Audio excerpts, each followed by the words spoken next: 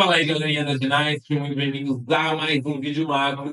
E depois de alguns pedidos, a gente veio aqui e trouxe para vocês mais uma vez 5 análises-chave para vocês aí investirem em fundos imobiliários. Mas fica tranquilo, o próximo relatório macro já vai trazer para vocês os indicadores, as principais notícias que movimentaram os mercados.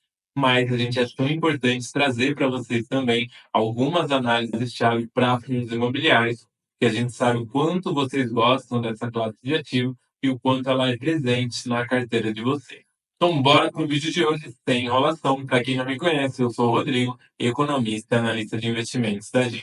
Qual o grande contexto, dos fundos imobiliários? Então, o brasileiro sempre gostou de imóveis devido ao caráter inflacionário da nossa economia, lá nos anos 70, 80 e 90.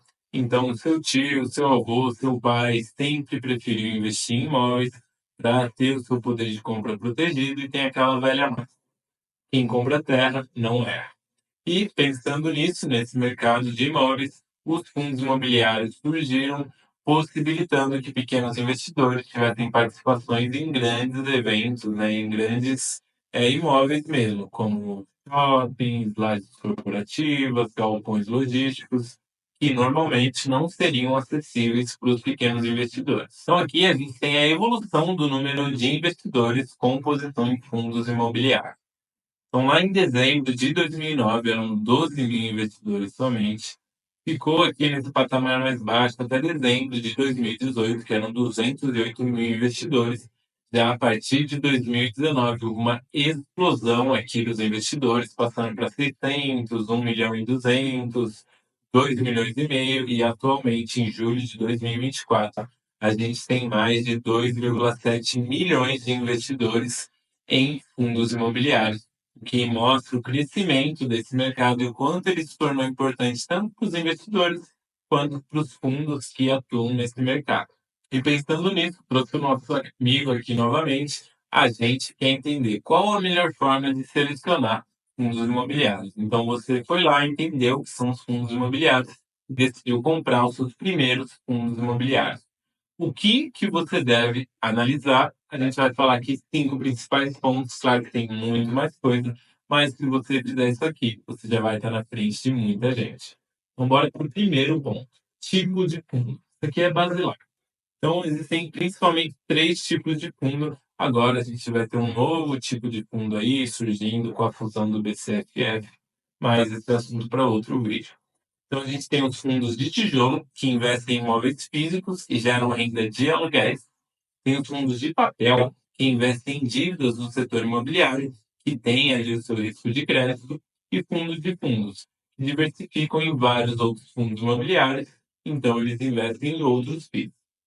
E você tem que escolher o tipo de fundo aliado à sua estratégia de investimento e riscos. Então, para quem é investidor iniciante, eu sempre falo ou para começar com fundos de tijolo ou com fundos de fundo, porque você vai ter uma diversificação interessante no caso dos fundos de fundo com uma única cota, e no caso dos fundos de tijolo, eles acabam sendo mais seguros, se bem escolhidos, claro, do que os fundos de papel, que lidam ali com dívidas, mesmo pagando mais, eles são mais arriscados, não são tão simples para o investidor iniciante entender.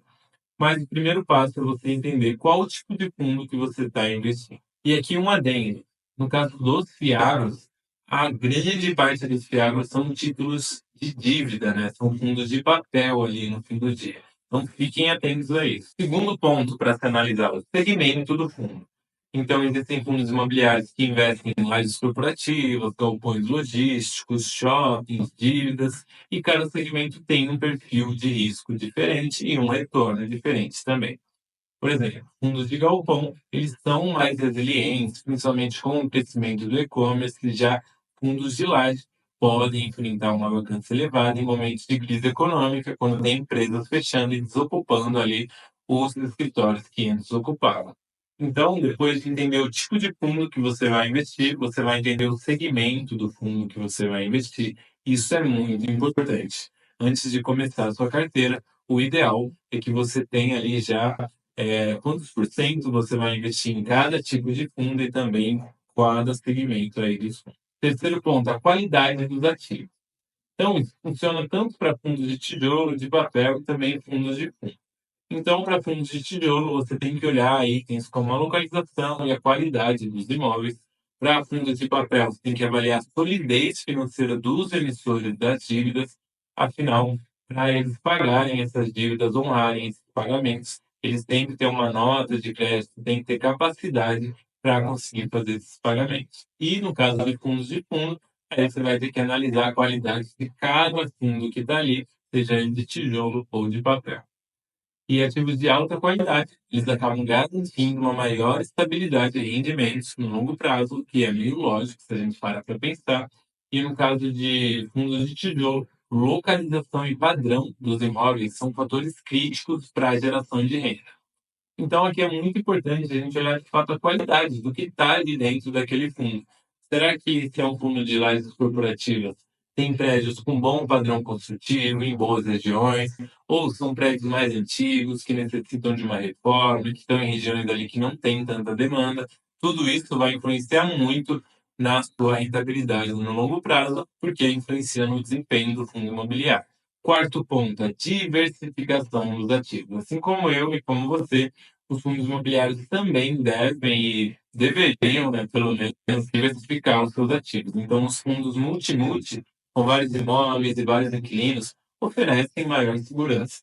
Afinal, os fundos concentrados em um único imóvel, em um único inquilino, tem maior risco, porque se caso der errado com aquele imóvel, com aquele inquilino, e ele decida sair ou o imóvel não possa ser alocado por algum tempo, os rendimentos vão praticamente desaparecer. E sair de 100% de rendimento para zero é um risco muito grande que a gente sempre tem que levar em conta. Então, uma regra de bolsa aqui: nunca invista em fundos imobiliários que têm somente um imóvel ou até dois, assim. Optem por fundos imobiliários que têm 5, 6, 10, 20 imóveis, porque isso vai proteger vocês muito mais do que se for um fundo concentrado.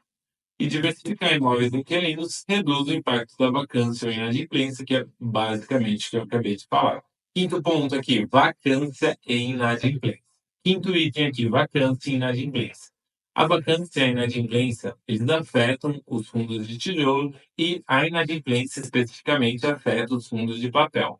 Então, uma vacância alta no fundo de tijolo gera custos sem trazer retorno, e a inadimplência, ou seja, o locatário deixar de pagar o aluguel, afeta a receita do fundo, ou no caso de fundo de papel, o emissor deixar de pagar os rendimentos mensais.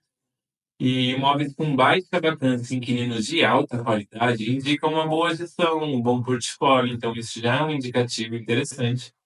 E é válido sempre você acompanhar o histórico de vacância e inadimplência para avaliar a saúde do fundo.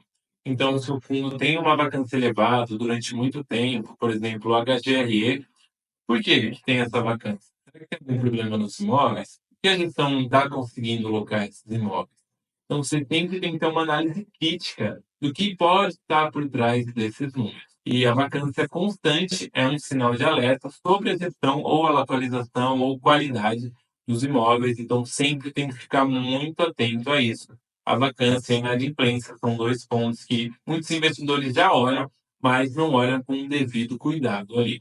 Bom, e quais são as conclusões após essas 5 análises aqui? Elas são essenciais, mas existem mais análises, assim como nas ações, que vocês podem e devem fazer.